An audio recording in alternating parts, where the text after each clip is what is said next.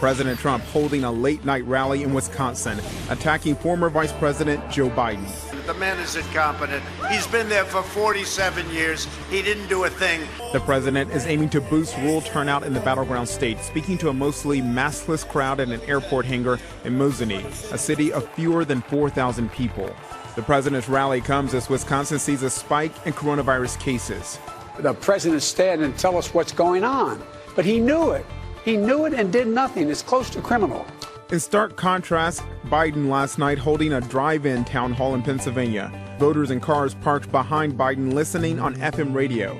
Both the audience members and the vehicle socially distant as Biden took questions in his native Scranton. Biden acknowledging he's benefited from white privilege, but also saying he's faced unfair treatment of his own during his working-class upbringing. We're used to guys that look down their nose at us. If you didn't have a college degree, you must be stupid. If, in fact, you didn't get to go to an Ivy school, guys like Trump, who inherited everything and squandered what they inherited, are the people that I've always had a problem with, not the people who are busting their neck. Biden blasted Trump, saying the president should step down because of how he's handled the pandemic. This is all about one thing, the stock market. He doesn't want to see anything happen. It's all about his reelection.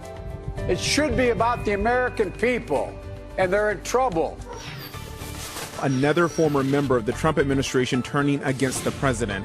Olivia Troy, who served on the coronavirus task force as Vice President Pence's advisor, tells the Washington Post Trump has a flat-out disregard for human life. When we were in a task force meeting, the president said maybe this COVID thing is a good thing. I don't like shaking hands with people. I don't have to shake hands with these disgusting people. Before leaving for Wisconsin, the president reacting to Troy's comments. I have no idea who she is. I never met her to the best of my knowledge. Maybe she was in her room. I have no idea who she is. She doesn't know me.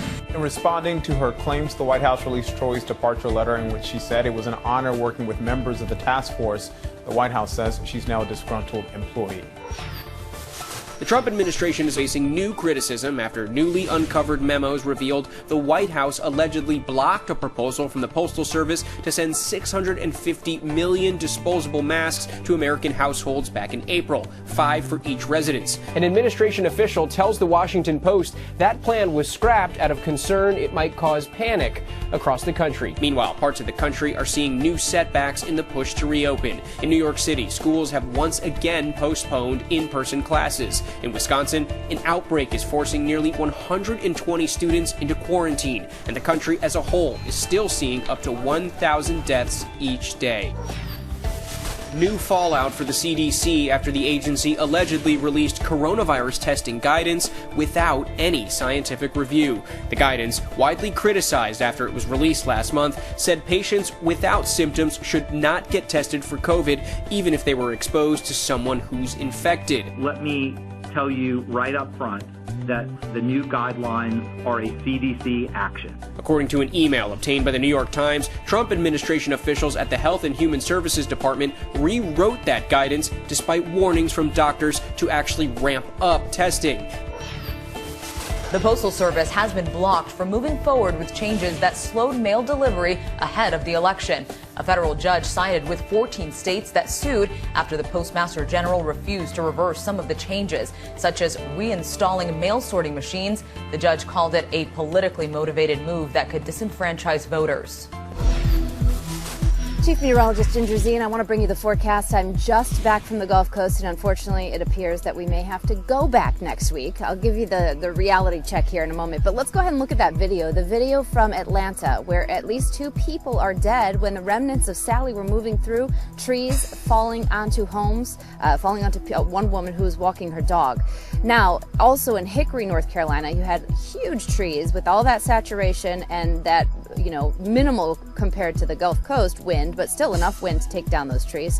So as Sally pulls away today, we turn our attention to that group of thunderstorms, the tropical depression that is just east of Mexico.